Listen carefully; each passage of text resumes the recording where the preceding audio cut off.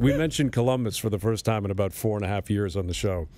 Seth Jones is out for 4 to 6 weeks, and they got Panarin and Bobrovsky. What happened to him? Did he get hurt and he banged up his knee against I think it was Buffalo last night. Right, and Panarin has essentially told them, "Thanks, but no thanks. I'm out of here." Pretty and much. Bobrovsky, it kind of feels like the same thing. Sort of thing. What is going to happen in Columbus? You got Tortorella, who's a loose cannon. I could see him freaking out on these guys at some point during the regular season. Well, the funny thing is, a lot of people are looking at the division and saying these guys are legit, just about as good as anybody in the division. That's when Jones is healthy. And the other thing is you got Werenski, who's a fantastic defenseman, but he's just going to get in one preseason game because I think he had off-season shoulder surgery and shoulder injury. Yeah. But anyways, the injuries are a concern there. Ryan Murray, who seems to be always hurt. Yeah. He's been injured too. So, but the Panarin and Bobrovsky thing can really be a distraction. Really, because, they've basically indicated that they're not prepared to sign at this time with Columbus. The implied threat being we're not going to sign back here. And Columbus is like, well, there's no rush and we can take care of this, but it's got to hang over the team. And it'll be curious to see what kind of start they get off to.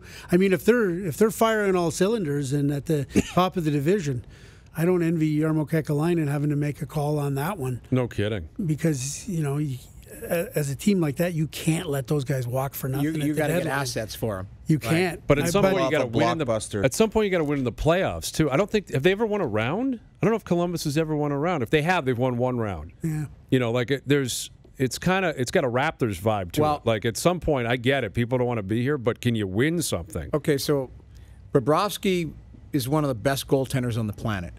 Like this could be a Tavares situation. Mm-hmm. Like that. I think he's that good. And Panarin is one of the best offensive players in the league. Exactly. That's what I'm saying. You've got two elite players that could want to head the John Tavares situation. I understand that, but if you trade both of them, you're done. Like you're saying, we're not doing anything. But you're going to get a boatload back. I understand that. I don't disagree, but that's right. The problem they're dealing with and that's here. Not difficult to do if you're battling for a wild card spot and you're not 100% confident you're going to make the playoffs. Then it's like clear the decks. Let's have fun at the trade deadline and be the kingmaker if you're Jarmo.